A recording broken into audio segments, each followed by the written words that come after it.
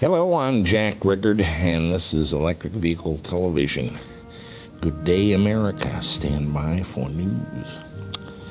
Actually, not a whole lot this week. Tesla has, we always start off talking about Tesla.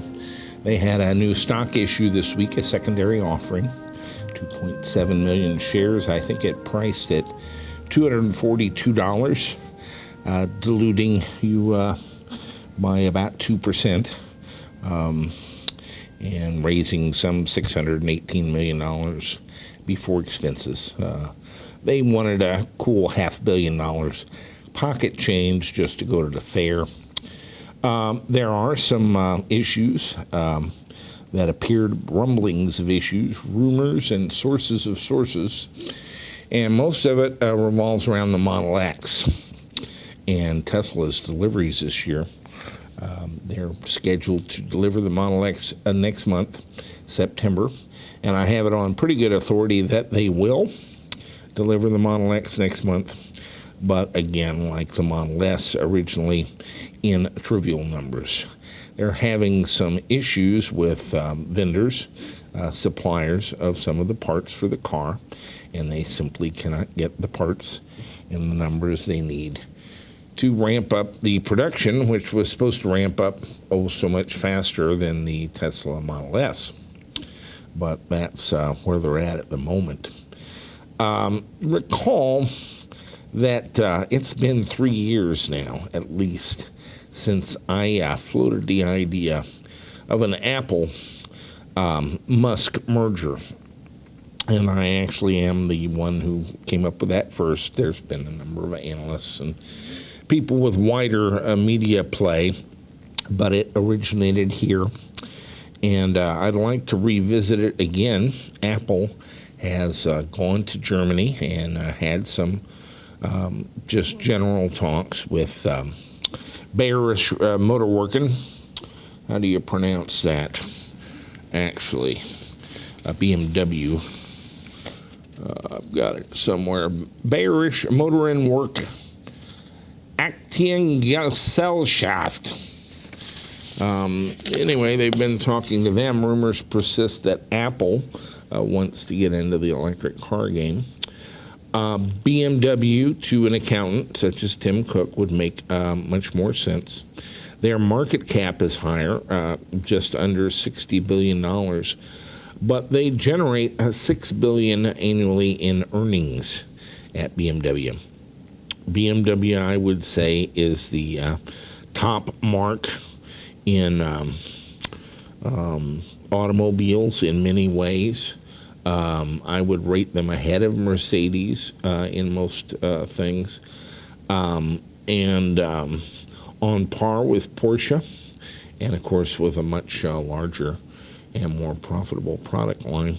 You recall the absolute hysteria between Volkswagen and Porsche and their stock prices. I think at one point one of them reached $900 a share and then came crashing down, and the head of Volkswagen, as I recall, took a short dive into a long train and actually committed suicide. Apple's had some talks with BMW. I don't know. That could be as innocent as trying to get autoplay. They're Apple's trying to get into cars by nibbling around the edges of it like a duck. Again, I would the BMW play, if they would simply acquire BMW, would actually make sense. Apple, at this point, after buying back huge quantities of their own shares, spewing dividends in all directions, this last quarter went over $200 billion in ready cash and investments. It's an embarrassment. It's almost a sign of mismanagement. They have so much dead money sitting on the table, doing very little. Acquiring BMW, if they could get it at today's market cap of $60 billion, earning $6 billion, that's a 10% return on your money. And right now, there is no return on money for cash. It's a very difficult situation. And so they're, of course, not going to get it at the $60 billion cap. If they did a acquisition, I'm sure there would be a 20 or 25% bonus in the deal somewhere. All that said, and it makes much more sense than buying Tesla, who has relatively small numbers of automobiles and no earnings. In fact, they're in the red. I still would maintain that Tesla is the proper move. In fact, I think it's like about a 20-bagger. The reason that I suspect that there's not been much happening there is the sort of personalities between Tim Cook, who's an able manager and a fine guy in all respects, but his idea of vision is to have me wear a Dick Tracy wristwatch. That's not going to get us there. A little bit bigger telephone. And Apple Pay is kind of an interesting play. That's got some legs. But this is a company with $200 billion in pocket change, suffering a deceleration of growth from basically the law of large numbers. The play isn't to buy Tesla, which I think they think Elon Musk would be problematical. The play is to buy Elon Musk and get Tesla and SpaceX and a significant interest in Solar City as a byproduct. And so they could buy an off-the-shelf replacement for Steve Jobs, who has even more vision and is, if anything, even quirkier. Why do I still think this is the way to go when BMW has earnings positions, is well thought of in the automotive world, and would be an instant credibility? It's for the growth. I think Tesla has got the best electric car in the world. But the thing Elon Musk is doing that is more exciting than that and more of interest to Apple and to Google and to a lot of people is I believe that the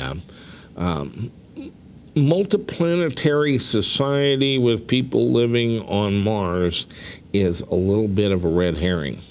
And the real element in play is that Mr. Musk and SpaceX have opened a division in Seattle to produce satellites at a much lower cost than satellites have been produced. And despite the recent blow-up of his Falcon 9, it continues to focus on launch vehicles and, of course, loves to get government contracts to replenish space stations and everything along the way. But I believe that the total plan is a low Earth orbit network of satellites, bringing us a gigabit internet to our phones, our PCs, anywhere on the planet, and without regards to any build-outs of copper, fiberglass, or other nonsense. The Mr. Musk came to us from the internet, and I think he still gets it. And this is something that's eaten $10 billion for two previous companies. But the vision is a satellite network for very high data rates and volumes that is global, and everyone in every village in the Australian outback would have gigabit access to the internet and all things internet. And it would be beyond disruptive. It would obsolete our cellular networks, our fiberglass backbones, everything. And I would find it very sexy. And so would Apple, were they to own it. How do you deal with Mr. Musk? surrender to him. Here's the motive. You have $200 billion in cash. He knows how to use it. In fact, he can spend it faster than I can. He can spend it faster than anybody. And he knows exactly what to do with it. And not only what to do with it, but you would wind up with probably the preeminent automobile manufacturer in the world, the global internet, and pretty much the catbird seat with regards to rooftop solar installations worldwide. That's a pretty big bite of an apple. And I understand why they continue to shrink from it. Prudence is one of those things that kills growing companies. You have to be able to step out there. And I would urge Mr. Cook and the rest of the Apple management team and board to bite down on the core and picture the future. Mr. Musk is going to be a player, a dramatic one, and he's opening new markets that are not anti-competitive for Apple and have huge, huge upsides and blue skies if they're even partly successful. If Mr. Musk had $200 billion to play with, they would probably be successful. And in any event, you don't have to get rid of Mr. Cook. He can count the money all along the way.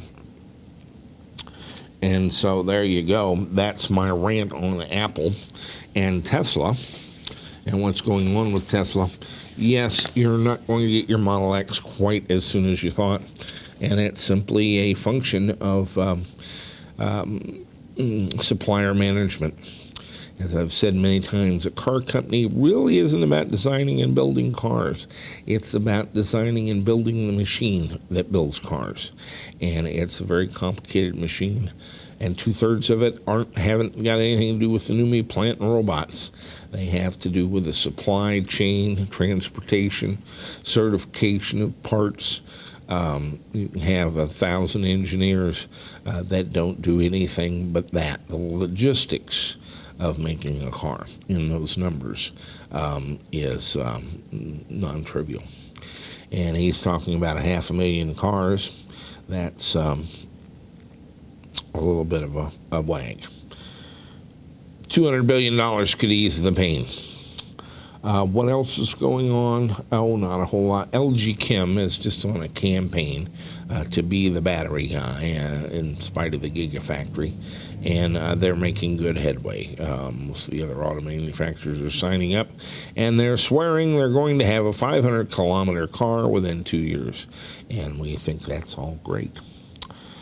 I am very excited, and so we're going to just jump right in with our big stick right off the bat. I've been very preoccupied to the point of ignoring EVTV as a business, even ignoring our video schedule while I puzzle over numbers in the night and work at putting together what truly amounts to a trivial bit of code. But I'd say the last pins in the lock I'm trying to pick have fallen into place this week, and I couldn't be more thrilled. This has got a lot of juice. Let's take a look. Work continues on determining a way to control the drive unit for the Tesla Model S. I guess in my mind, the drive unit in the Tesla Model S is kind of the apex of components for electric vehicles. I'm not terribly taken with their batteries. I understand what they've done and why they've done it. It seems like a tremendous amount of trouble for not so much gain. I like our modular, easy to deal with, and kind of tough Chinese bricks myself. But the drive unit is another thing. We kind of live in a world of just now 100 kilowatt AC motors, and we have some good ones. The UQM I'm very pleased with. It's running very smoothly. The Siemens that we got from the Azure Dynamics auction has proven very reliable and smooth and powerful. But there's no doubt about it, the Tesla Model S is one of the best cars. It's been named one of the best cars ever built. And after playing with the drive unit a little bit, I can see why. Of course, driving the car doesn't hurt either, now that I can get into it and out of it somewhat. But to me, it's if I could pick any component for an electric vehicle, it would be the drive unit for the Tesla Model S. They've got the inverter built in with the motor and the gearbox in one very nicely engineered unit that drops right in place of the axle. That's why they have a frunk and a trunk. They have so much room because they don't occupy any more space really than a 4 to 9 inch rear end and axle system in the car. Secondly, it's immensely, by our standards, powerful. This unit from a P85 is 310 kilowatts. 310 kilowatts is a lot of power, some 446 horsepower. That's why a Tesla Model S can go from 0 to 60 in under 4 seconds.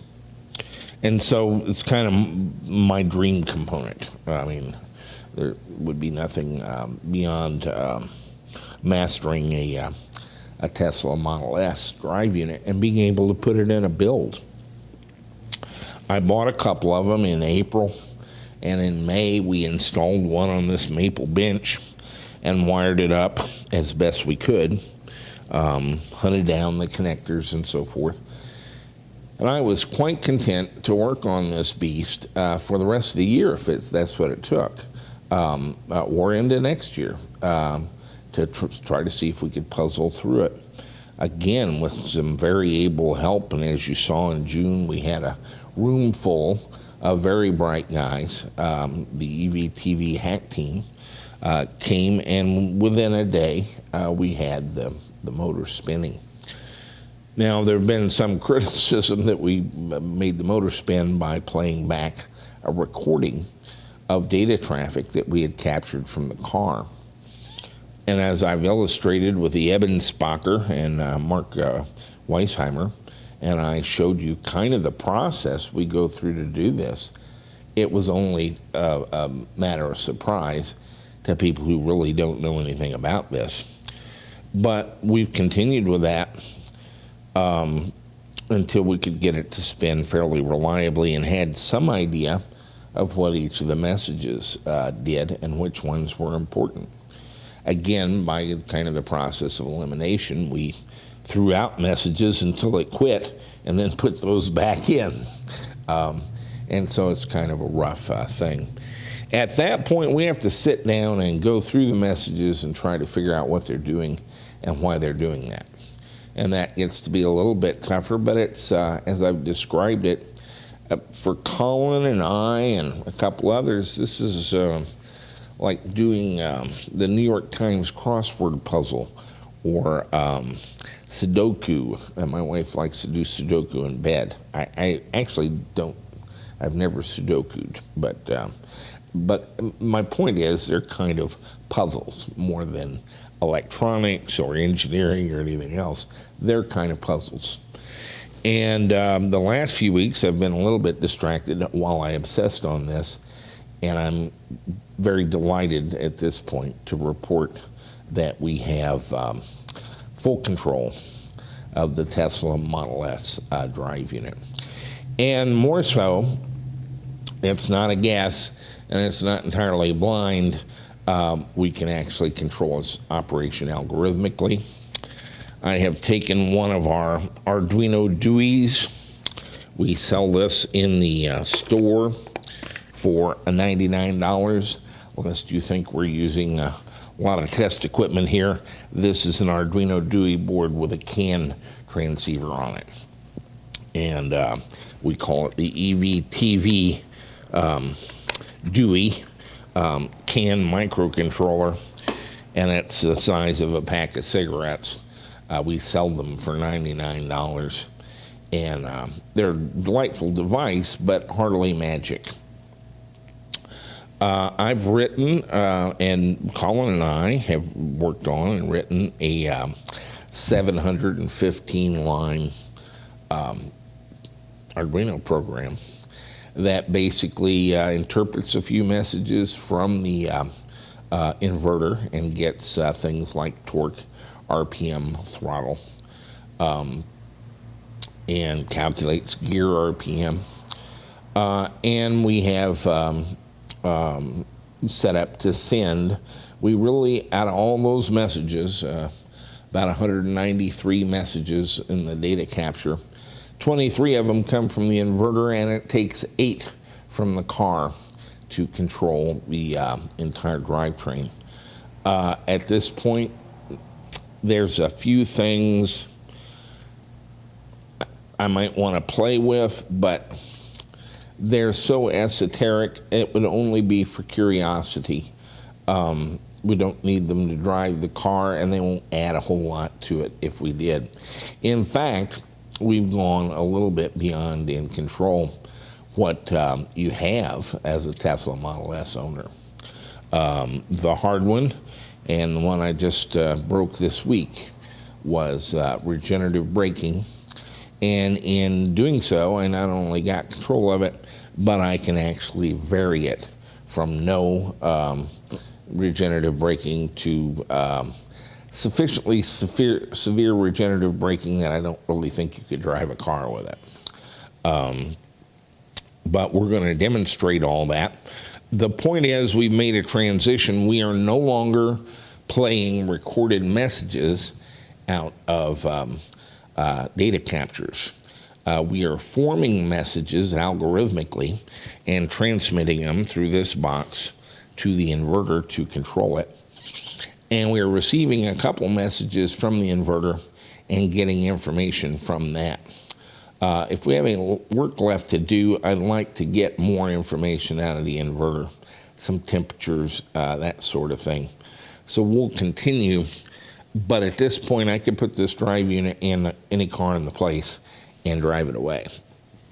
Let me get some of this set up here to show you. I'm going to bring up a, let me turn on some power first, I guess. Some cooling. We'll leave that off for now. Do a little pre-charge here. Give it a second or two, turn that on. I'm going to turn the charger on. That'll do for now. I'll bring up our serial monitor and see if I can get that going. And let me bring up QuickTime Player to make a little film of this.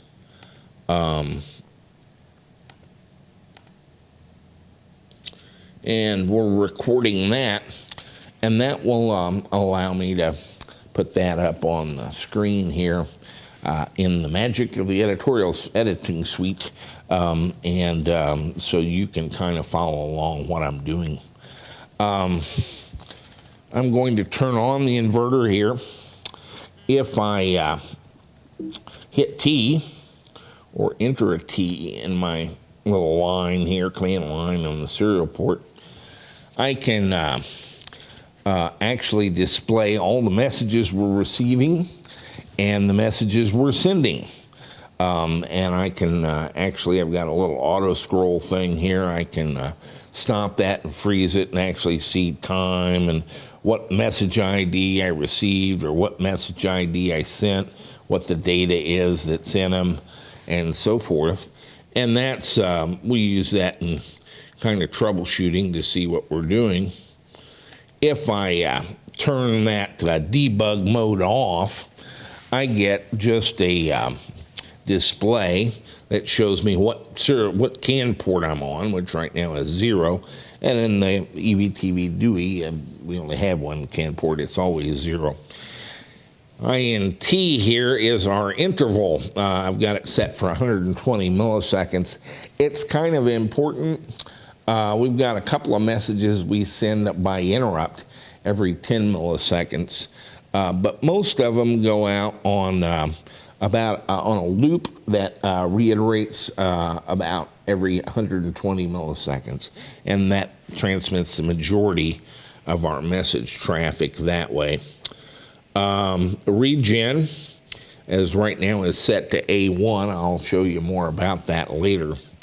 Throttle is shows the percentage of throttle that I have here on the, if I press the accelerator pedal, I can go to 95 or down to 0 and set that to whatever I want.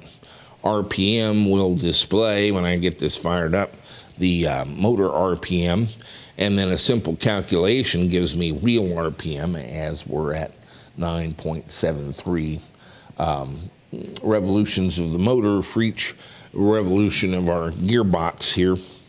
And then I've got a function called torque in Newton meters, and that displays a torque value that, again, we get from the inverter. And finally, a timestamp. To put this in operation, I'm just going to enter a D up here. I'm going to press and hold the brake, send the D, and release it. And here we have a rotating in the forward direction Tesla Model S drive unit. We're going about 600 RPM. I'm going to enter an X up here, and that is going to drop to about 300 RPM. In your Tesla Model S, this is called creep mode. And the 300, we're turning a little bit. We have a little bit of current going into the, well, we're actually charging mostly here, but just a tiny bit of current going into the motor. And that's if you take your foot off the brake at a stoplight on a slight incline, it won't roll backwards, but it doesn't really go forward. If I enter that X again, that will speed up then to about 600 RPM, and that's the idle speed that I have set on the Cadillac Escalade, for example. I keep that at 600 RPM, and that gives you a good sense of creep. And by that I mean if you put your foot on the brake, of course you come to a stop easily. But if you take your foot off the brake and don't give it any throttle, it will still creep forward at about 3 miles an hour, about the pace of a walk. And that's an optional item on the Tesla. In fact, it was added later. The first Model S's out did not have creep, and they added that in as a function because people wanted that. It would feel more like a vehicle. I can put this in neutral without even using the brake, and I enter an N on my command line. This little program just takes letters. I've assigned different tasks, and it takes them and changes the formation of our CAN messages to operate this. And so I put it in N for neutral, and it comes to a stop. Let's see, I think I can bring it back up. No, I'll have to put on the brake to, let's go into reverse then, since we're going through all that anyway. And here we go in reverse. And again, I'm coming up to 600 RPM. I have creep. Reverse is kind of limited, and I like the way they've done it, actually. If I slowly apply reverse, I wind up with a maximum reverse of maybe 2200 RPM. If I let that loose, notice I have regen working very smoothly now. If I let that off, I go back to my creep. If I put it on suddenly, it'll go up to about 3,500 RPM.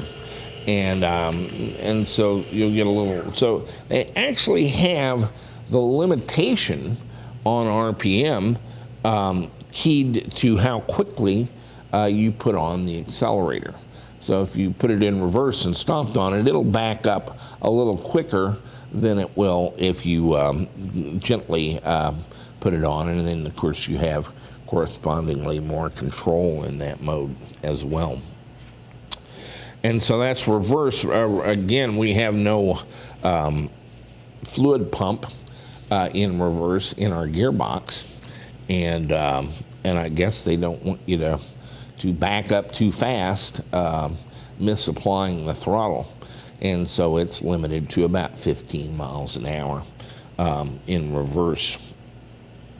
I can actually, let's see, I think I can go to drive from reverse here directly. I thought I would have to put my foot on the brake and bring it to a stop, but I can actually change it straight away, and it changes very gracefully and from any speed. I can speed this up.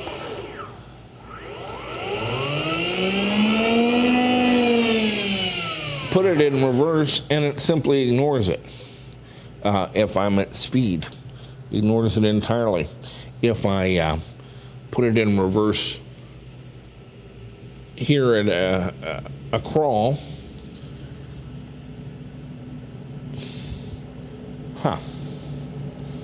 well, it doesn't seem to be doing it.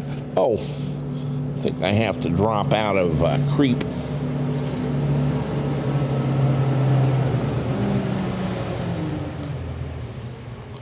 Let's see if it'll go into reverse now. Yes, it comes to a stop. It automatically comes to a full stop and then begins to go in reverse. And so you can't honk yourself into reverse or something at a high speed and cause any damage there. Let's see, we've done reverse, neutral. Let's go back into drive.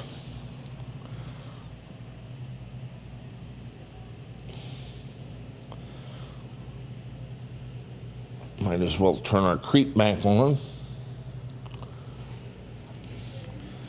Brings us up to 600 RPM. And of course, here's the throttle. And there's 16,000 RPM. Notice when I release it, it very smoothly decelerates. And when it does that, it actually causes some reverse torque and some current here on the gauge. What I'm going to do on our screen here is bring it up, let it go, and then stop my scroll. And I can scroll up here and see that I got a maximum out of that. It very smoothly increased from 8 newton meters, well, from 0 to 3, 8, 11, 12, 13, 14, 15, 16, and it came right up to 25 newton meters of negative torque. And I want you to remember that value because I've got kind of a surprise for you.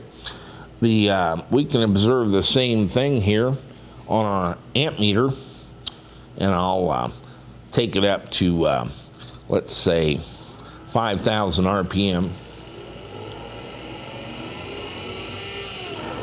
And I see about 53 amps was the high of the output that it put back into the battery. I had to kind of catch that with my eye. And let's see, what did I generate there from 5,000? My high was, again, 25 newton meters. And so, without a load, that's about what we're generating for regenerative braking. That said, when diddling with the creep and regenerative braking, I had some very rough regenerative braking that I was very unhappy with, and I finally found a single bit that I turned on and suddenly had smooth RPM. But right next to it was a couple of mystery bites, and I started playing with them. And what we see here on the screen at A1 is what I found. And I rigged the plus and minus keys here to let me change that value. So I'm going to take it down by entering minus a few times. I go to 9, 7, 8D. This is hex values between 0 and FF. And I can take it all the way down to, let's say, 51. And let's do the same experiment with our regen. We'll take it up to 5,000 and see what we get.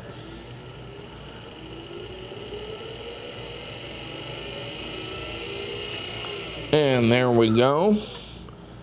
And now, when I scroll my screen back up here, the highest I got in that capture was 13 Newton meters.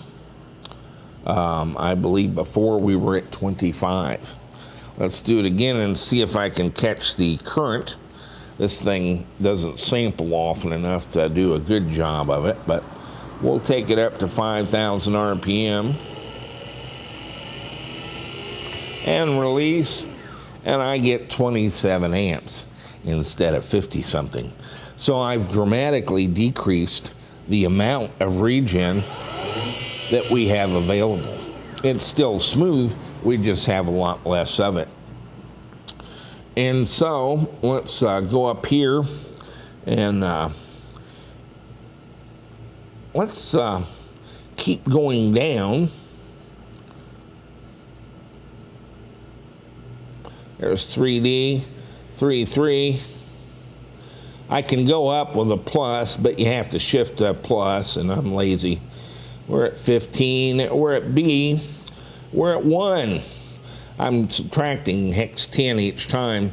And now we're at F7 and ED. See, I rolled through the available amounts in that thing. And I'm going to take it to D9. And that's where we're going to have our regen. And now let's take it up to 5,000 RPM.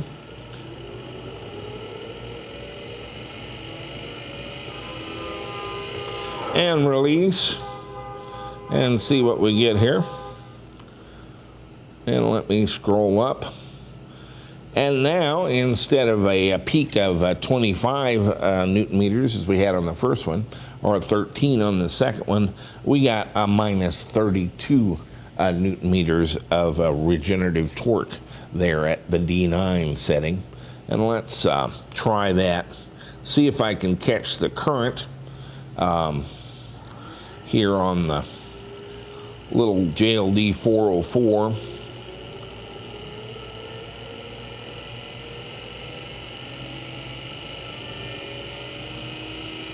There's 5,000. And I got 51 amps is what it looked like.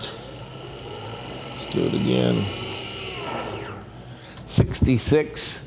That time, 66 amps was the peak sample that this meter took.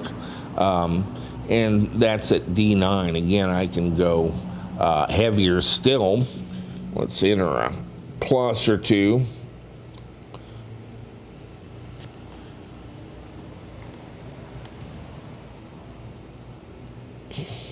There's E3. And here's ED. That should be pretty healthy. Now notice I don't really have to do anything else except just change the value. It transmits this about every 120 milliseconds, and so the inverter updates and changes its operation. And we'll take her up to 5,000 RPM.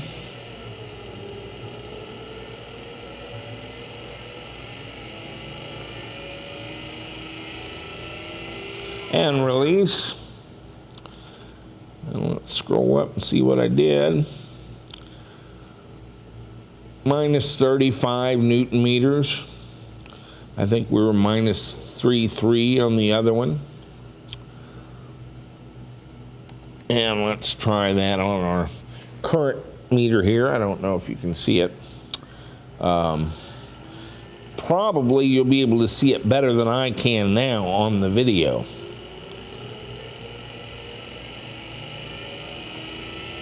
And there's 5 and 55 amps.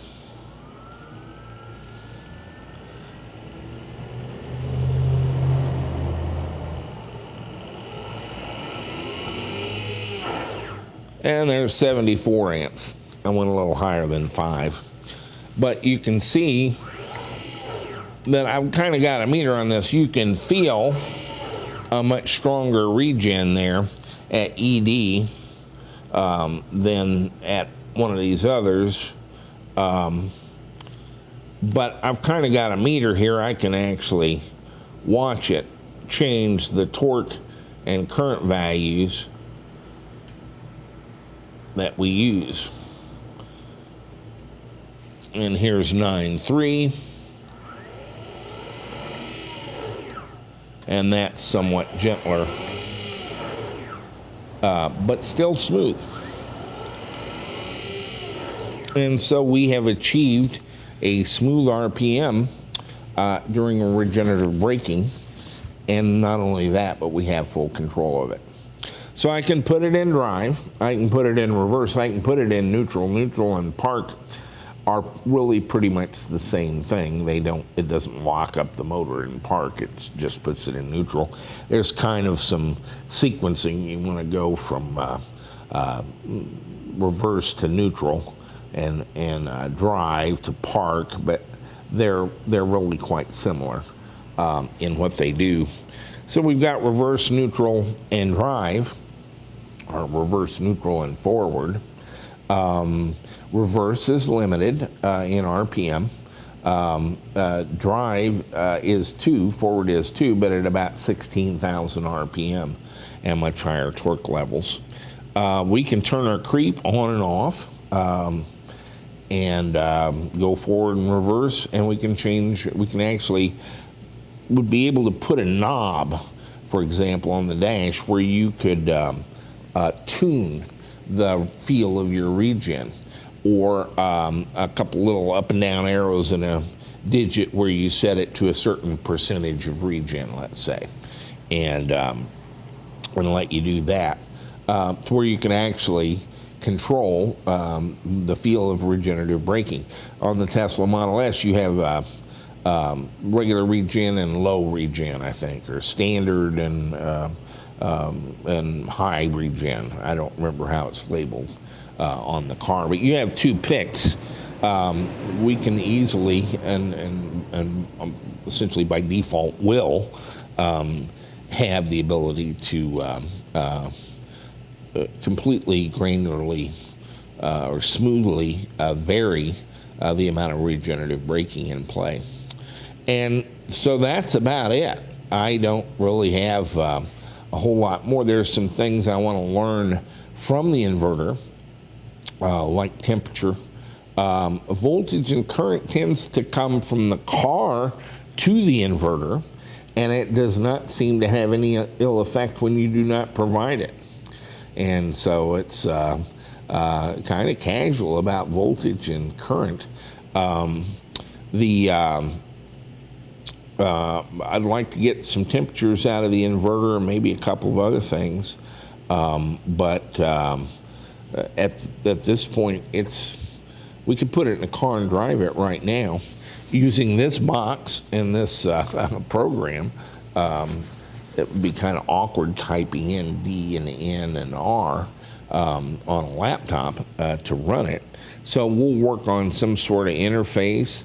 One of the things I'm playing with is a thing called the Power Key Pro 2400, and I picked that up from Colin, and Colin put it in the Mercedes 1959 Mercedes SL 190 that he's been working on.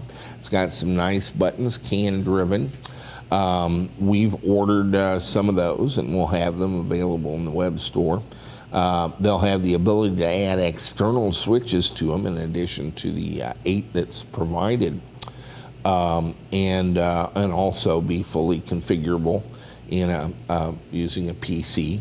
But these are these are buttons that you press them and they put out CAN messages, and we could use that with this little box and snag those CAN messages and then change the operation to where you could have a neutral, drive, and reverse button, a button for creep off and on, and perhaps a potentiometer or something, or a couple of buttons, an up and down button on the regen, and we'd be done. And that panel will provide enough of those buttons to actually do that.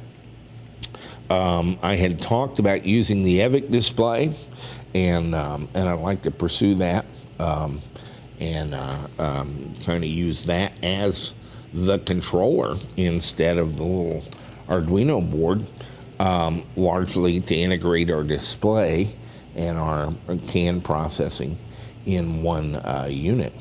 We have chased down all the connectors.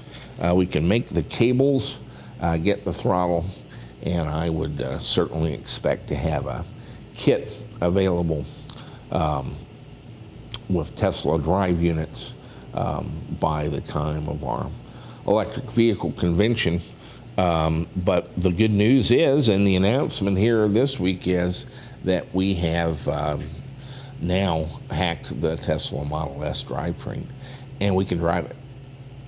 And there's no recordings, there's no, not a whole lot of wiring other than what the normal car has, not a lot of hardware other than a little controller box and 2 wires to the end of the harness to provide a CAN connection to the device, and we have full control of it, and it seems to operate extremely smoothly, and it's in a very controlled fashion, and does everything I would want to do if I had it in a car.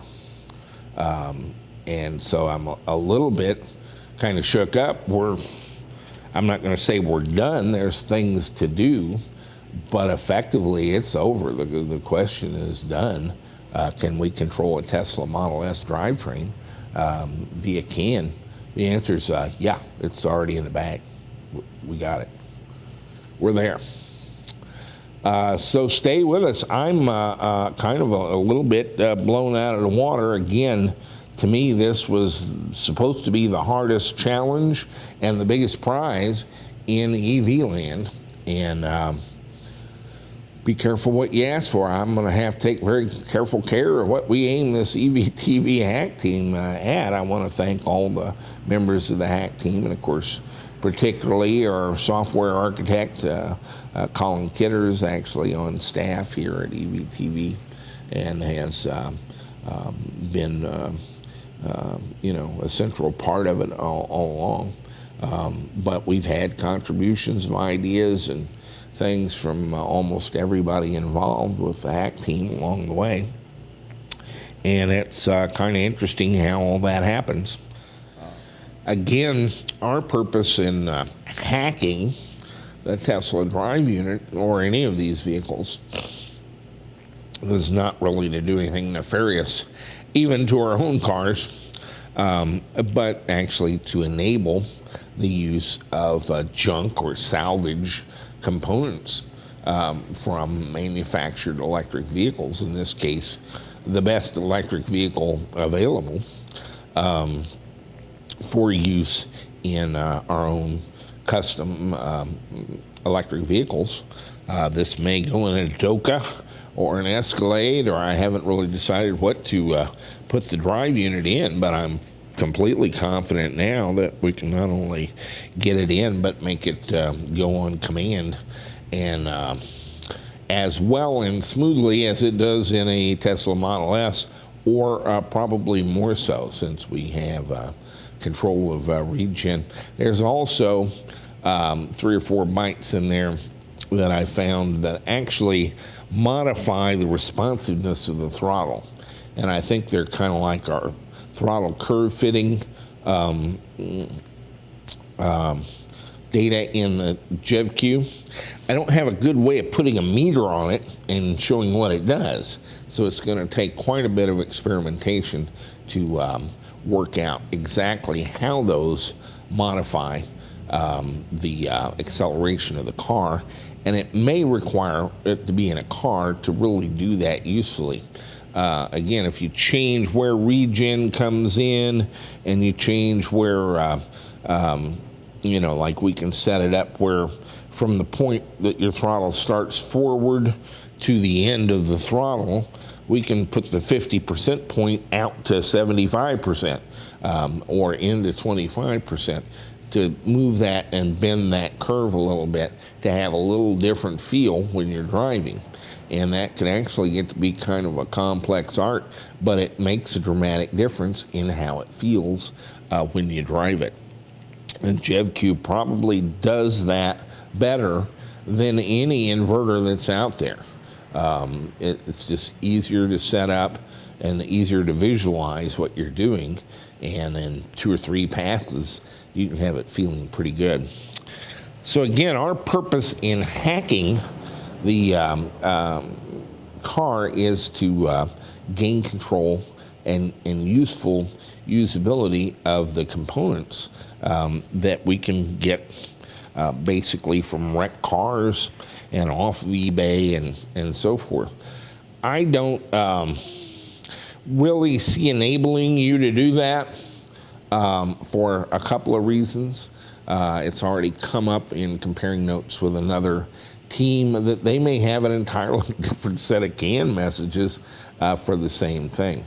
So I don't intend to share this and have people breaking up drive units across the land that they got who knows where. But we'll try to get some in here and set up the bench where we can roll one up and test it and make sure that it works with our software and with our coding and hardware appropriately, and put it together with the harness and the connectors and the whole thing and sell it as a package. And we should be able to do that by the end of the year and have a demonstration vehicle in operation. I'm pretty confident. The beyond that, again, it's not going to help anybody breaking into a car and trying to do anything. You saw these DEF CON hackers defy death by going in through an Ethernet port. In only a couple of months, they were able to figure out by installing their own software how to send a CAN message out on the CAN bus. This is a trivial work, but made big media attention. And the whole concept of security in something like the Tesla Model S is you don't want people breaking into your car from outside of it. They implied that's what they were doing. But actually, when the guy wrote it up on his blog, there was no indication that they'd done any of that at all. They were doing it in the car and to the car. And I think it's criminal, the way they've sensationalized that and tried to make something of it. It's not. It clouds the issue legally and ethically and in a number of other ways. What would be a security concern is if someone could get on my account at Tesla and hack into my car, and instead of turning on the air conditioner or honking the horn, which again could be awkward if I'm driving down the road, but to do something additional, like take it out of gear or put on the parking brake while I'm driving down the road, or do something that would be disabling or dangerous to the car over the telephone network. I would take that very seriously. We haven't even looked at the GSM port into the car and don't have much interest in it, but I would hope that they go to what efforts are necessary, as you would with any network computer, to keep it secure from outside attack. Securing it from inside attack from the owner of the car, if I wanted to change the numerics, tying my speedometer to the circumference of my wheels if I put new tires on, doesn't make a whole lot of sense. I should certainly have the right to do that, and obviously would indeed have the need to do that, and should be able to do it without having to take it to St. Louis and pay somebody $400 to enter 2 digits into the system. And so that's the right to repair that we're concerned with and directed at. But again, this is a big day in August for EVTV, in that we have run out a wish list of what we need to do to run the Tesla Model S drive unit usefully and in full control, and we got her done. And again, thanks to everybody on the hack team and all of you following it. It's been a fun ride. I'm almost disappointed it's fallen down so easily. I was really having fun milking this thing out, but it wound up being 700 lines of code on a Arduino board, and didn't even bother to use our CAN-DUI dual port shield that has all the fancy capabilities. This is just the little EVTV DUI with one CAN port, and we're smoking, we're changing the regen, and it's working very well. So I'm thrilled, and I can't imagine a target of opportunity more thrilling to make that kind of headway against than the Tesla Model S drive unit. It's a pretty heady thing. Stay with us. There'll be more Underdog Adventures. I seemed very calm, didn't I? I'm not calm. I think the Tesla drive unit is the golden jewel, the prize in at the top of the mountain. If Jack's climbing a beanstalk, that's what he's after, is the bling, the shine, and the glitter of the most attractive component to me in EV land, and that is the Tesla Model S drive unit. The inverter, the motor, the gearbox. And at this point, it is under my control. It'll do everything I would want a drivetrain to do. There's some cleanup work that's actually to entertain me. Some of it could be useful. And then there is quite a bit of work to productize it and make it something that you can use easily and plug into your car and make it go out of the box.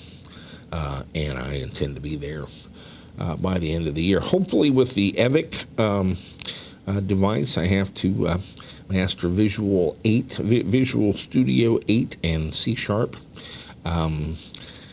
Should take a week or 10 days. I don't know.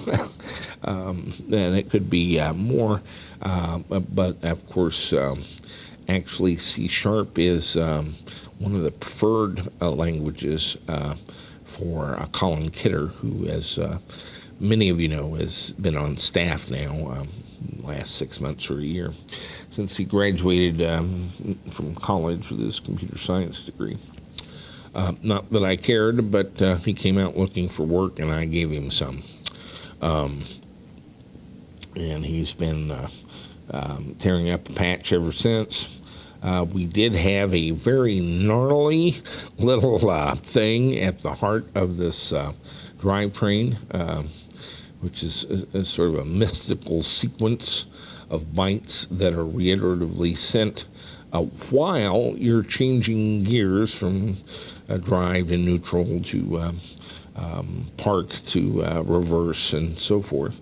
And he very quickly came up with a little algorithm where I didn't have to simply spew these out of tables, but could actually calculate it in a message that has to go every 10 milliseconds, really, very quickly. And so he got that done, and we're on our way. So I'm giddy. I don't even know where to go after this. The drive unit's the thing. Charger would be cool. Supercharger network would be cool. We're probably going to have to play this a little closer to the vest than my inclination and my desire is to do so. We've already had some people raise the issues of legalities and ethics and so forth with regard to the supercharger network and the drive unit and everything we're doing. And so we're going to step with care, but we're going to continue the march and let the devil take the hindmost. I had some other toys come in this week, and just a brief thing to go over those and see what you think there. Let's take a look. I thought it might be fun to talk a little bit about Tesla batteries and batteries in general and salvage in general. The Tesla automobiles have been going as complete wrecks for quite high numbers. They're coming down somewhat, but they tend to be about $35,000, $30,000 or $35,000 right now to get a wrecked Tesla. And they're clearly Teslas that it would be very difficult to get back on the road, even if Tesla was desperate for you to do so and was doing everything they could to assist you, which they're not. But the early ones, a lot of the value centers around the battery pack itself. And they were taking the packs out and finding ready buyers for them. I'm not sure exactly where the battery packs were going for a quick $25,000. Well, the guys parting out the cars could buy it, sell the pack out pretty quick, and then take their time selling off the other parts. And of course, for the less damaged Teslas, the rear hatch cover, the hood, the fenders, and the doors and so forth, Tesla was charging such a heroic amount of money for them originally that you could do pretty well with that. That's changing.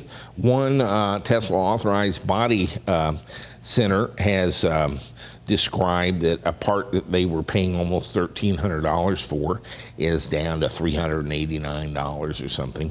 And so Tesla is making some dramatic reductions in the cost of the parts as they gear up and have enough of them. And so the price of the wrecks could come down. The price of the batteries appears to be coming down as well. I'm not sure what I would do with these to make a car out of them, but they're interesting. The gentleman that I bought these from had been getting $25,000 a pack. He put this pack up on eBay for $19,995, I think, and there were no takers. And so I don't think the EV community is avid after these things. It was mostly solar guys that could pick up a 85 kilowatt pack and were doing experiments with solar off-grid battery backup for their homes and businesses and so forth. But I think they've got all the low-hanging fruit there. All the experimenters in that space seem to be pretty much tapped out of wanting to spend $25,000 on, admittedly, a very advanced pack of 85 kilowatts. The leaving some of the packs to go begging, the guy I bought these from, who did put this up on eBay at $19,950, after it didn't sell, he broke it up and was selling them for $1,399 a module.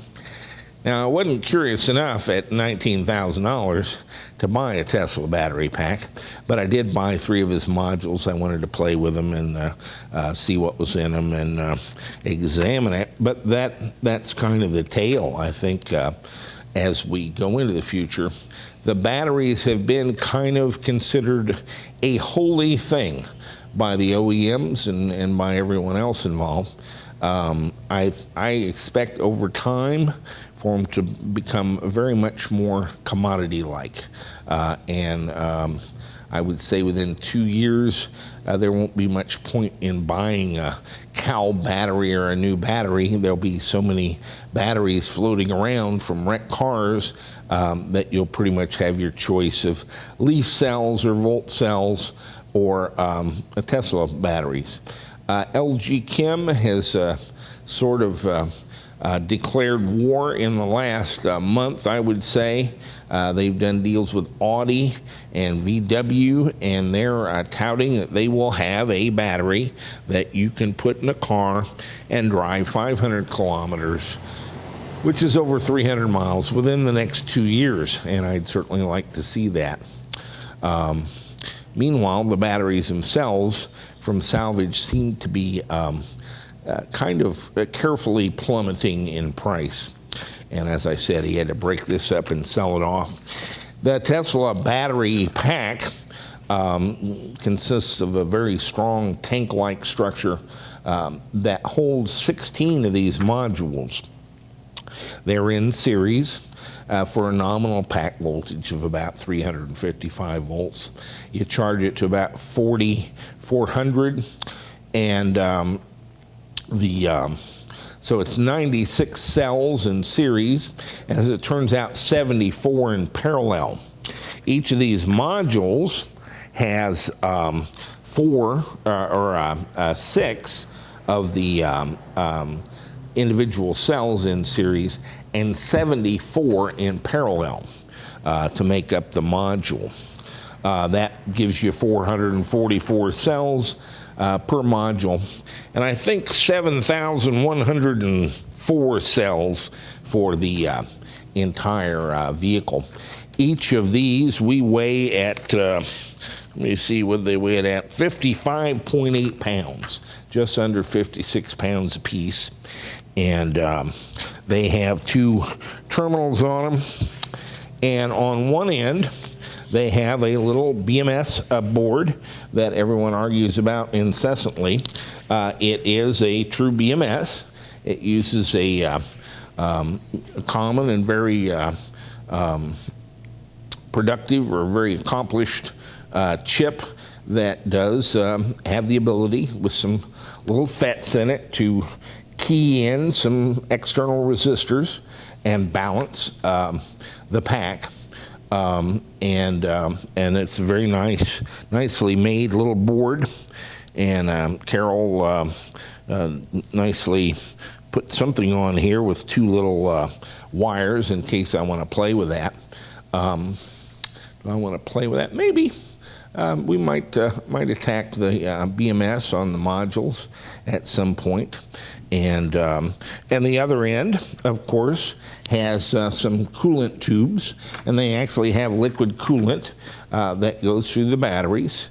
The rumors of intumescent goo and a lot of other things turned out to be mostly either early models or fantasy, but it's a very nicely built unit that puts together 444 little batteries in one thing. I confess some increased interest, but it's not really what you think. The Tesla Panasonic batteries used about 3,200 milliamps. They now can take you to a 90 kilowatt pack for an additional $3,000 or $5,000, I think, largely by using a slightly more advanced cell from Panasonic that uses silicon oxide in the anode, and it's not a silicon anode, but it's a mixture of silicon and graphite in the anode side, and they get a little bit better capacity and a little bit better power out of it that way.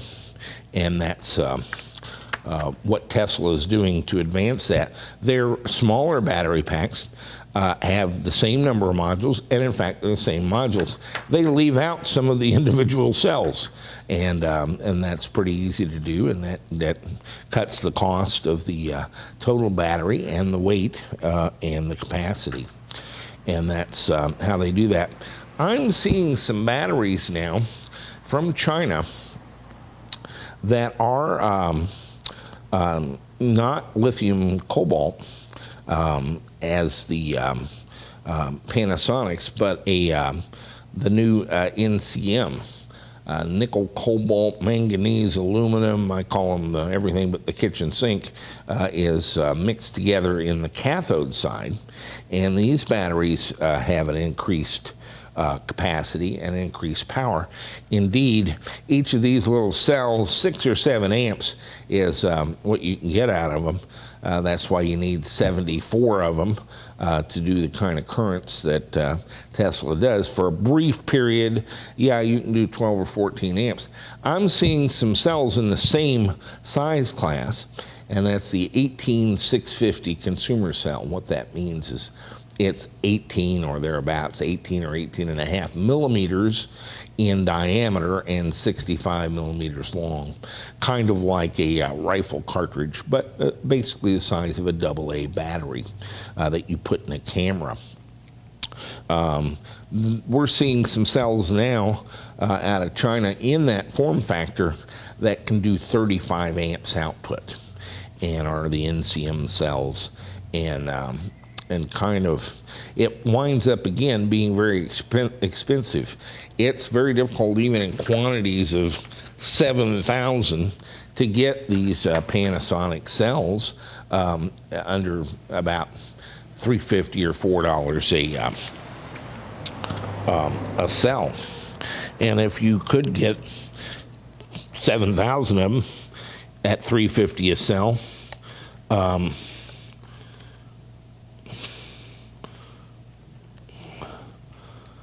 that's $24,500, and you don't have any of the rig to put it together yet. And so this is a very expensive way to do batteries. The reason Elon Musk finds it very inexpensive is he doesn't pay $3 or $4 a cell, and he doesn't buy them 6,000 or 8,000 at a time. He buys them billions at a time on a 4 or 5 year contract, and I doubt he's paying $2 each for them. Probably $1.65 or $1.75. You and I can't get them in any quantity that we could ever deal with in that same range, and that kind of puts us out of the making the batteries, and it sort of dampens my enthusiasm for trying to come up with a pack to use, not used laptop batteries, as our friends out west are wont to do, but actually more advanced cells are becoming available than what Tesla's using, I think, and in some ways. And that has some allure, but again, the price is just astronomical. In any event, the other end of it is that these are $1,399 a piece, $20,000 for a pack, where it was $25,000 3 months ago, and I think it's going to come down from there. I would see Tesla battery packs, the full packs, trading at $10,000 to $12,000 by this time next year. And Volt and Nissan Leaf packs and modules and batteries much more plentiful and at much more attractive prices. This is the Tesla charger, and I don't know very much about it, but I have encountered some CAN references and so forth to it that make it seem fairly trivial to control it, like one CAN ID to determine what it charges to, and another one where it reports its current and voltage. This is not what's used with the supercharger. It's connected to a distribution box that has the intelligence in it for the rest of that process and the contactors to route around it. when you go to a supercharger, you're actually connecting DC through some contactors around this charger and to your batteries. Now, the irony is that that supercharger contains 12 of these chargers, and they're the same charger. This is a 10 kilowatt charger, which by our standards is quite good. The volt charger that we sell is 3.3 kilowatts, and the Brusa is about the same. Now, I can get you a 4 or 5 kilowatt charger pretty easily and at a pretty reasonable cost from China, but here's an OEM charger at 10 kilowatts. And I see very few of these on eBay because nobody knows how to work them, and I don't think they're even bothering to salvage them. If you buy a motor and ask them about it, they'll usually throw that in for a couple $100. I fear they're being shredded, but they're a perfectly good charger. Human beings did design it. I bet we can crack it and get it charging somehow. Again, the same problems, connectors. It actually has a kind of a different sort of connection system to connect it to that distribution box, which we don't necessarily need. And then we have to work out these connectors and what the pinouts are and so forth for the CAN traffic and the 12 volt and so forth. Not rocket science. After you've done a drive unit, I think it can be done. And this size, again, it's liquid cooled, but a 10 kilowatt charger, I'd love to have one in our cars. That can put some, almost seem like fast charge in some of our little cars that only have 16 or 20 kilowatt hours in it. I can charge in an hour and a half with this off regular 240 AC. And so that could be, and this is one of them. Of course, my car has 2 of them on board, and most Teslas have opted for that, and that's why they charge relatively quickly. They have 20 kilowatts of onboard charging. And so along with or after we get the drive unit done, one target of opportunity very much on my radar screen is the Tesla charger. Probably less so the batteries. But if they get down to $10,000 or $12,000 for a 85 kilowatt pack, I might be interested in splitting that in 2 and putting one in one car and one in the other for 42 kilowatts in each one. That might be a game plan and something that would work. So again, it's sort of like kids on Christmas morning. I remember the story of the kid coming down, and his father, in an attempt to teach him a lesson, had planted a pile of horse manure underneath the Christmas tree and a lump of coal, and that's all the kid was to get for Christmas. Of course, they had his toys out back. Instead, he come running into the living room, ran out in the shed and grabbed a shovel and came back and started attacking this pile of horse manure like crazy. His dad said, "What are you doing, son?" He said, "Pop, in a pile of horse manure that big, there's got to be a pony in here somewhere." And so it's all about attitude, but I just feel like it's raining beautiful bling, glitzy components on us at such pace, I don't have time to hook them up. And so that's where we're at. It's a cornucopia of very capable equipments that could make unbelievably good electric car builds. This is going to take everything up a notch. And that's chargers and DC to DC converters, batteries, and so forth. It's going to change life for me and for our show.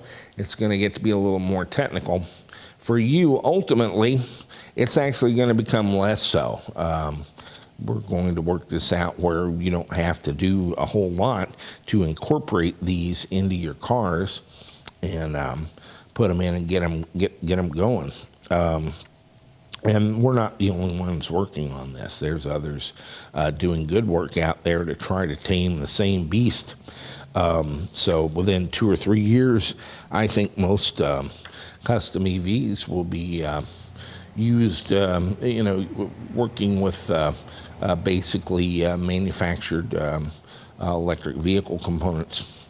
I have seen conversations of how this is going to take out good people like our friends at Avnetics and NetGain and HPVS and dedicated soldiers who have made components for the EV community all along. That's one of those things I can't really have a position on. I suppose I see it as saddening in a way, but the march of technology that I've been involved with for the last 30 years has left a lot of deserving people along the way. It is what it is. And any move to counter the natural course of things, I always grade as an act of gravity defiance. Indeed, it's going to dramatically alter and change life at EVTV. We've enjoyed pretty good margins and quite a thing with this Chinese battery sales and so forth, almost by accident. And it's all going to change. It's changing as we watch. And with the $2.65 gasoline price, mostly it's eradicated our competition. And a lot of the websites out there that you get on to buy things, you may have a difficult time finding anybody home. In the meanwhile, we're getting ready for the next phase and doing some of the hard work to make some of these components work for you now. And we've got several people that Fred Baining's bought everything we have and have so many little controller boxes. He's actually consolidating them into larger controller boxes. But that's my vision of it, is to take each item and make it stand alone and something you can use and deal with without a PhD degree in computer science. To configure it for the voltage, the current, and the speed or whatever is appropriate that you need to use in your car. And there are those excited and willing to help me, and so I think it's all going to be good in the future. How it shakes out financially for us or for any particular party, I couldn't predict. What I will predict is that a year or 2 years from now, I could see the cost of building an electric vehicle in components dropping to 2/3 of what it is now, or potentially half. And that's going to dramatically widen the number of players in the space. And that's the natural order of things. If someone's going to eat your lunch and take you out, if you should be in a position where you can tell that first and start eating before they get there. And that's the lesson of reinventing yourself every day. That's how entrepreneurs actually live and thrive. The dinosaurs in large companies who can't see the writing on the wall and make the changes because it's too painful, normally you can get their office equipment for 10 cents on the dollar. And that's also the natural progression of things. And so that's where we're at. My take on it right now. It's going to go in fits and starts. You're going to hear this and go out and take a look and say, Jack doesn't know what he's talking about. Keep looking. Over the next month or so, you'll start to see increasing signs of exactly what we're talking about. And along the way, there is always the group of people who think that playing with electric vehicles and building your own just doesn't make any sense when you can go buy a Leaf for $10,000. For them, that's probably true, and for me, it's probably not. And there's, I'm not really as unique as you might think watching on TV. There's hundreds of thousands of guys smarter than me and thinner and younger who are all avid after the same thing. And that following, or that group of enthusiasts, is what will ultimately drive the change from a fossil-fueled personal transportation world to one that operates on magnetic drive and battery storage. And that's it's going to be a little longer road than everyone who has already proclaimed victory so many times would have you believe. But I'll tell you the truth. It's going to happen, but it's not going to be as pain-free and easy as it's quite been presented. But along the way, I think we're going to get resupplied by taking the arms of the fallen comrades who have tried to making these cars, and as many of them make better cars in the future, we'll use their stuff. Ultimately, I see the way this normally comes out is, in the end, some of you guys will be offering controllers and inverters and motors for cars to make them increase in performance. I'd say you've got your work cut out for you on a Tesla Model S, but there's no reason a Volt can't do a 0 to 60 in 4.2 or 3.8 or whatever you want it to do, given the right set of components. So I see a beautiful future, and a very interesting one, in this space. Perhaps a little more drawn out than many of you, I know, had hoped and expected.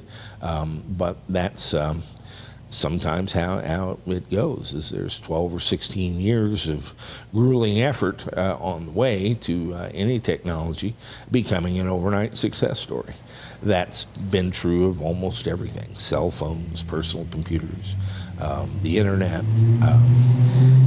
That's the world as I know it, and I'll pass it along to you as faithfully as I can, so that you can maneuver in that space and hopefully thrive and profit. So stay with us. Bada boom, bada bing. And so that's where I think it's going. I expect to see battery sales decline dramatically over the next 2 years as the batteries simply become available everywhere. They don't need a whole lot of control. You can pretty much take them and wire them up. Should they have a BMS? They're designed to. Would we do any work on the battery management systems? That's not really my style, but perhaps, I wouldn't rule anything out. But the battery modules for the Leaf, the Volt, the BMW i3, the Volkswagen e-Golf, I think they're all going to become available. Obviously, the large numerics of the Volt and the Leaf will make them most available. But the Tesla Model S, I do not think that they'll hold their $20,000 to $25,000 price. I see it eroding already. Over the next 2 years, I would expect to see those become pretty much available at a very nominal cost, and a fraction of what they cost Tesla to produce in the first place. So that's where that's at. Nick Smith of New Zealand continues with his Miata project and starts to do a little wiring. He's using the dual Curtis controllers with the 35X2 power plant, the top of the line from High Performance Electric Vehicle Systems. Let's take a look at that. Come in, Nick. Show us the money.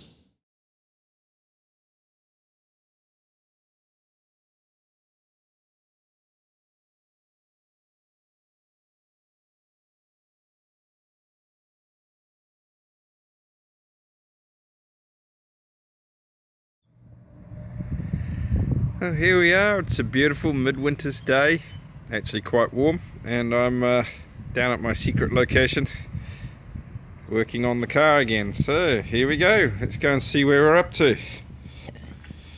So I got myself a hard top in the meantime. Very lucky to get the exact colour match from a guy down the other end of the country in Christchurch. I've got my dash cluster is in the car at the moment, but just temporarily, all the wires still got a bit of wiring off to do there, and that'll be something I hopefully get to do today.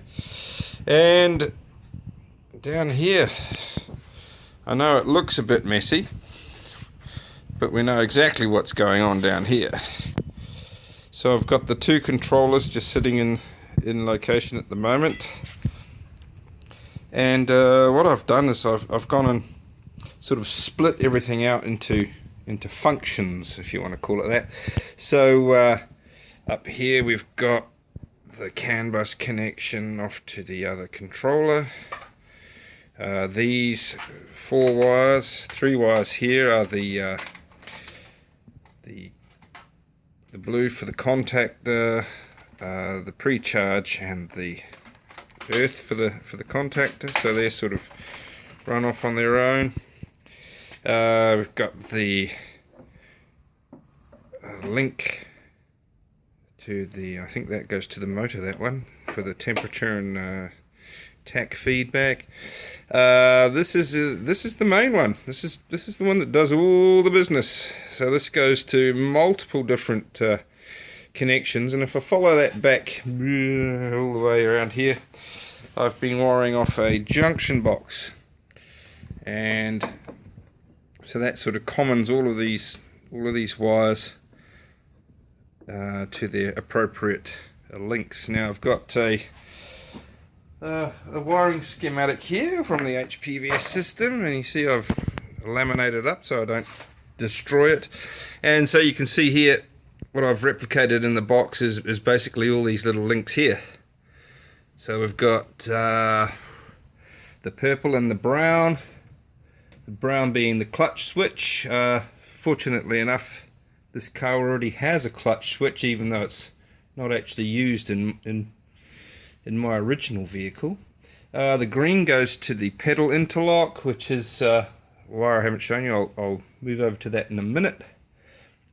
Purple is the economy mode, so that's running off up to the front.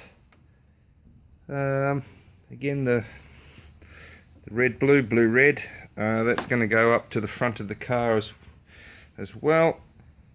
Eventually we have the white, which is the enable for forward. That's permanently linked here. We've got the gearbox, so no need to switch forwards reverse with the car. So what we're going back over here, the yellow wire was the reverse input, but I've got that going to go up to the front of the car. A couple of pins in this block aren't populated, so I don't need the reverse input, but what's missing from this harness connection here is the pin 2 tacho output. So I will swap this cable for pin 2 and use that to go and drive the tach. So as I was saying before, there's the purple and the brown coming back. Then I have another set of cables going off up to the throttle. And what I've got here is the three throttle wipers, high, low, and wiper. And then I have a couple of wires that go to the throttle micro switch. Just bear with me a second, I'll pan over here and we'll have a look at that. That's here in my toolbox. And so I've wired 3 wires to the micro switch, normally open, normally closed, and COM.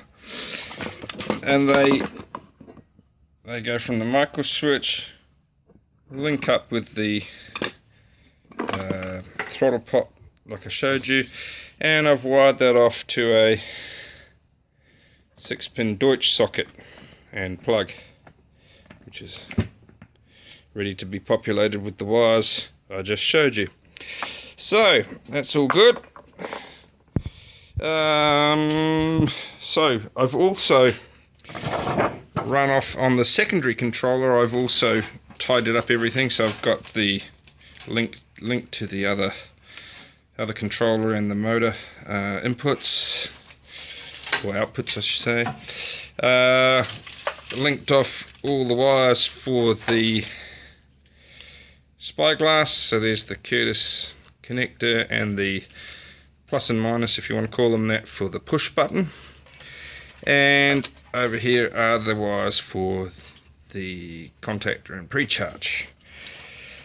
So I've done pretty much the same thing, run off the spyglass and the push button, and I'm picking up the blue-red for that later.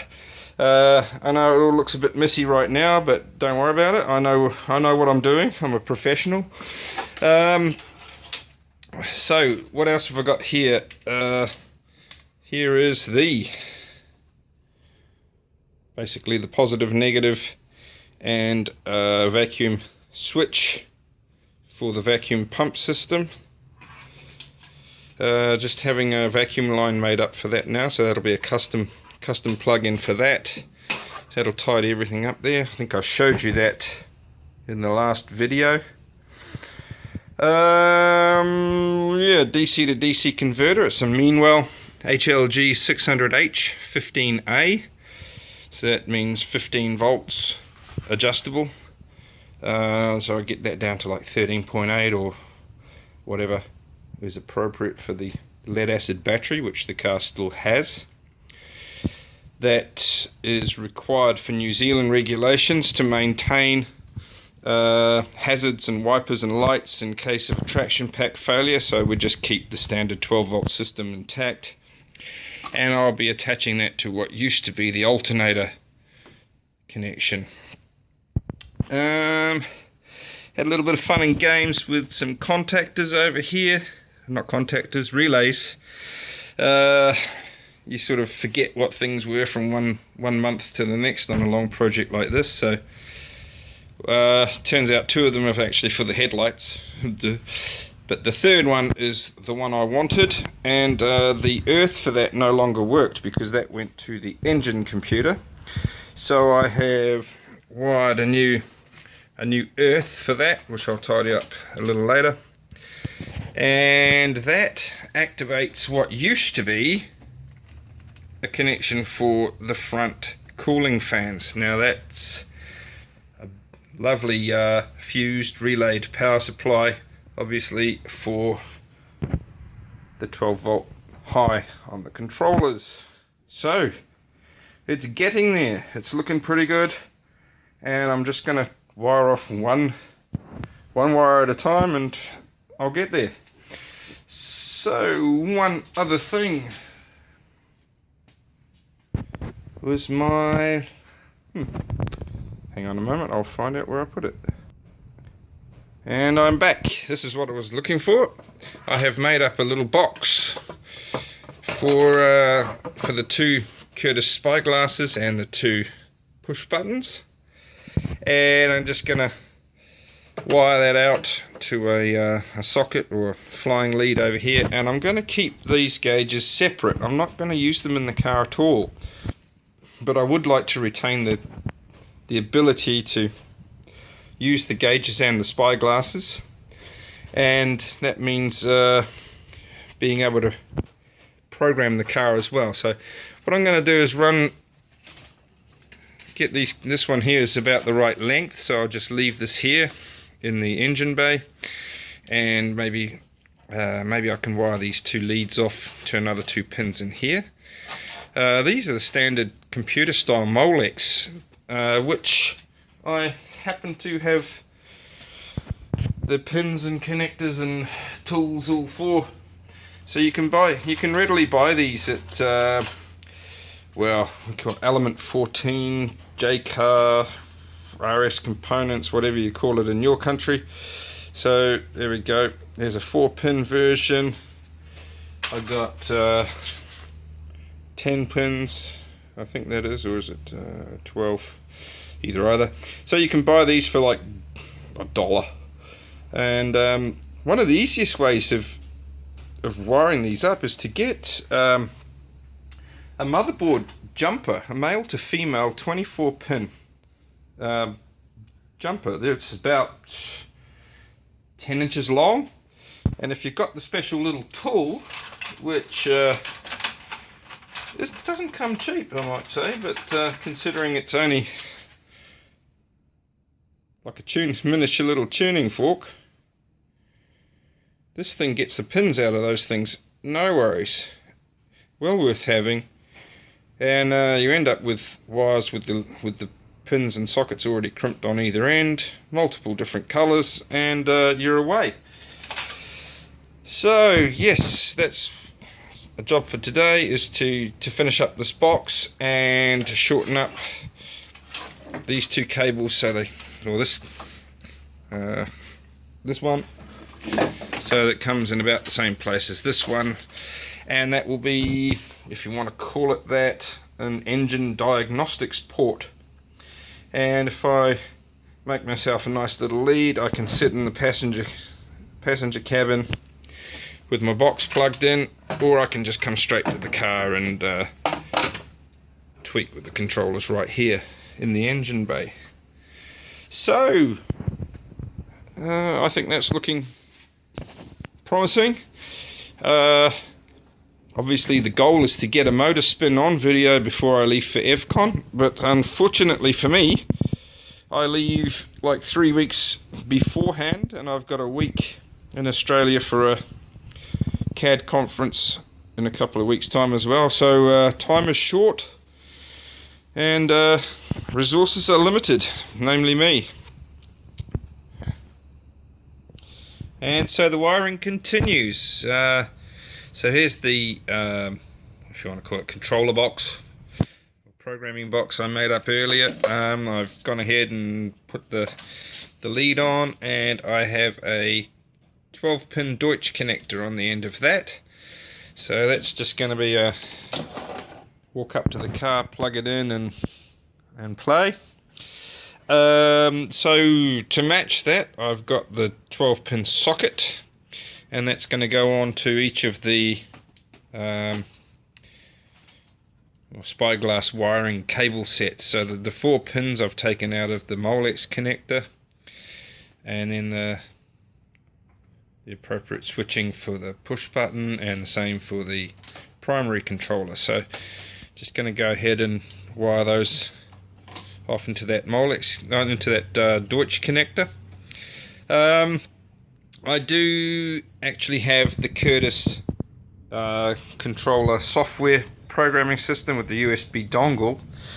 So if I want to use that for direct programming instead of using the push buttons, I've made myself an adapter cable here, so that'll go into the same socket, and it has a primary and a secondary controller connection there. So I just got to mark them off which one's which. So that's good, and we'll have pretty much what you might call a programming port on the car.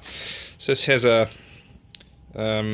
removable dovetail slide here, and perhaps I don't know, figure it out later, but bolted onto the front member here, and see if I can find a rubber cap to keep the moisture out of that when I'm not using it.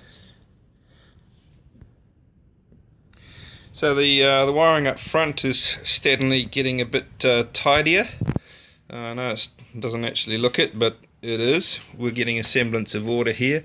So we've got all of the pins temporarily wired. Well, I got socketed. I haven't got the actual other half connector wired in yet, but I've got all the pins connected there for the throttle. So I can test, make sure I've got all the pins in the right place, and then socket them off when it's all good. The junction box I showed you earlier, a few wires going off to the front. Temporarily conduited that so they're all tidy and don't confuse me. We've got the CAN bus connected to the secondary controller, and we've got another one here which I need to take that off to the front for the dash driving cluster. So I have a mating plug here in my hot hand, and I just have to wire that off. So I've made myself a bit of twisted pair. We have the pins ready to go, the socket there, trusty crimpers, and yes, I'll just wire that off. And sorry, I've got to do this all two-handed, so I'm going to have to cancel the filming for a while. I'll show you what that looks like. And there we have it, another 12 wires finished off, plugged into my, well, I'm calling it my programming box up there. Yes, a blue-white twisted pair. That's the CAN bus running up to the front, ready for running the instrument cluster. And here is I made up another adapter, 12-pin Deutsch to 2 of the Molex plugs, so that can program the primary and secondary controller when I put that plug in that socket. So how many more wires to go? Oh, I couldn't count.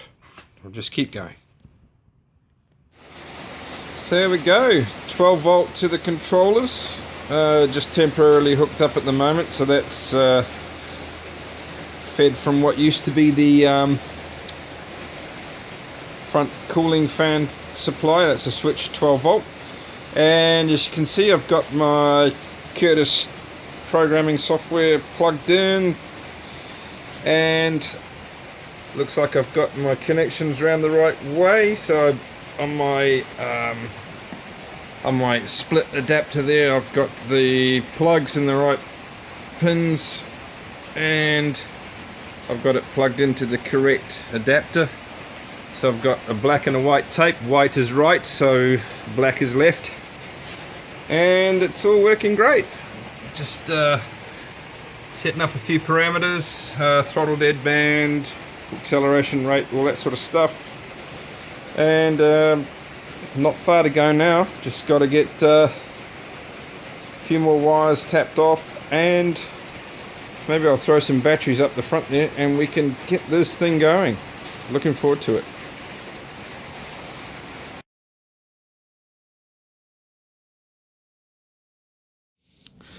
I'm very pleased to see that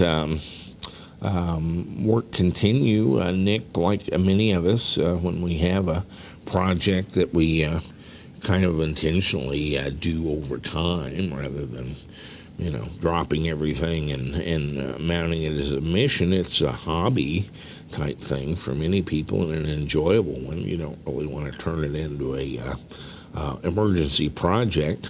But got caught up in life and dealing with family matters and the whole thing, and so I was afraid there for a while the Miata wasn't going to make it. Nick does extremely good work on a conversion, and I think we'll see a really excellent car come out of this if we're persistent and patient. And so we're hanging with you, Nick.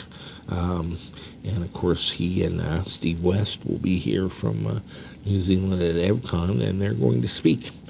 By the way, I'm not too sure on what. I know they've got a charging network they're setting up, and Nick will be pretty far along with his Miata. But it's always good to hear from him. And I actually, sort of as a joke, made Nick do our opening session one year, and as to further the joke, he made it a bang-up session. He did quite well with it. I was awed and amazed. And so it's, again, a sign of our viewership. I don't really need all 7 billion people to watch us. I just want the right 100,000.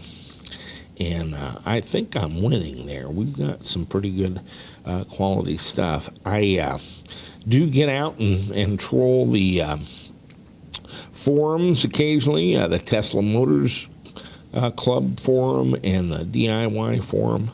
And again, I'm amazed at the dreck that goes on out there. But fortunately, we are not visited by a lot of that. There's a whole lot of people there that find us irrelevant, and I hope they continue to find us irrelevant from what I can see, because I don't want them. Occasionally, one of them stumbles into our blog and starts making comments.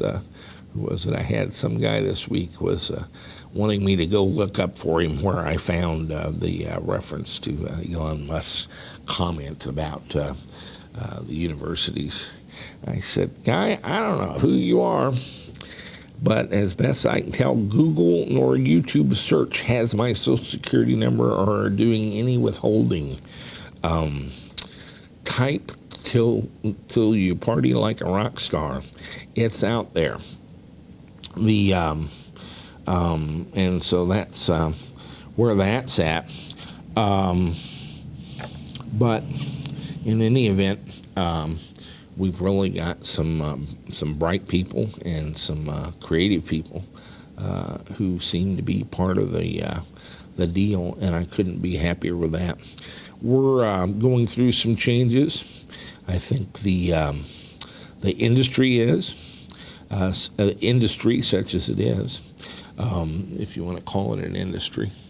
But I'm pretty confident of the future that we're going to have some excellent results with electric drive and battery electric vehicles. And I think it's not going to be quite what all the pundits expected. And it's going to be quite more like what I've described for you over the past 282 videos. And I'm pretty pleased about that. You'll take any, even a blind hog gets an acorn now and again. If it just happened that this all fell down and everybody jumped on the wagon and adopted electric cars, I'd take it. I guess I wouldn't quite believe it, and I never did quite buy into the automatic win. But long term, it's going to win because it makes too much sense. They feel too good. They're too much fun to deal with, and I just don't do gasoline anymore. And I'm not alone. There's more and more people who kind of get it, and that word is going to spread.